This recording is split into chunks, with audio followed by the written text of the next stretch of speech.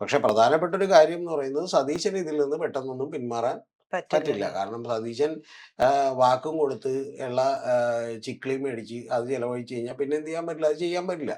അപ്പൊ അതുകൊണ്ട് ഇപ്പൊ ഇദ്ദേഹത്തിന്റെ ആകെയുള്ള പ്രശ്നം എന്ന് പറയുന്നത് ഇപ്പൊ 120% 175% കൊടുത്ത് ഈ വീര്യം കുറഞ്ഞ മദ്യം ഇങ്ങോട്ട് വരണമെങ്കിൽ വരട്ടെ, ആ വരണമെങ്കിൽ വരട്ടെ എന്ന് പറഞ്ഞാൽ അതിന്റെ പിന്നിലുള്ള ഡീലാണ് യഥാർത്ഥത്തിലുള്ള സത്യം.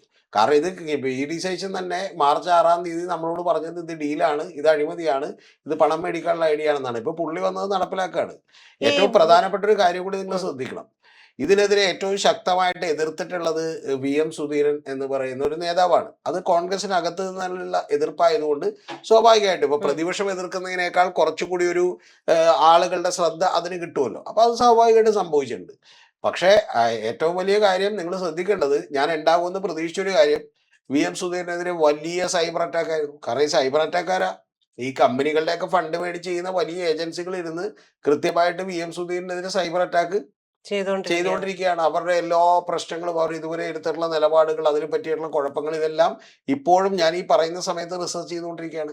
അപ്പൊ ഫിനാൻസ് ബില്ലിലേക്ക് ഇത് കടന്നിട്ടുണ്ടെങ്കിൽ യഥാർത്ഥത്തിൽ ഒരു ചെറിയ സാധ്യതയുണ്ട്. ആ സാധ്യത എന്താണെന്ന് വെച്ചാൽ കമ്പനികൾക്ക് കോടതിയിൽ പോകാം. കമ്പനികൾക്ക് കോടതിയിൽ പോയാൽ കോടതിയിൽ നിന്ന് ഒരു അനുകൂല ഉത്തരവ് കിട്ടാനുള്ള എല്ലാ സാധ്യതയും ഉണ്ട്. അപ്പൊ തീർച്ചയായിട്ടും അങ്ങനെ എല്ലാ സാധ്യതകളും ഉണ്ടെങ്കിൽ അത് സംഭവിക്കാനാണ് കേരളത്തിൽ സാധ്യതയുള്ളത്. കാരണം ഗവൺമെന്റ് വളരെ ശക്തമായിട്ടൊക്കെ എതിർത്തിട്ടുണ്ടെങ്കിൽ അത് പരാജയപ്പെടും കേട്ടോ കോടതിയിൽ. പക്ഷെ അങ്ങനെ ശക്തമായിട്ടൊന്നും എതിർക്കൂല. എതിർക്കാതിരിക്കാൻ വേണ്ടിയിട്ടാണ് നിയമം പുള്ളിയുടെ തന്നെ വെച്ചേക്കുന്നത്.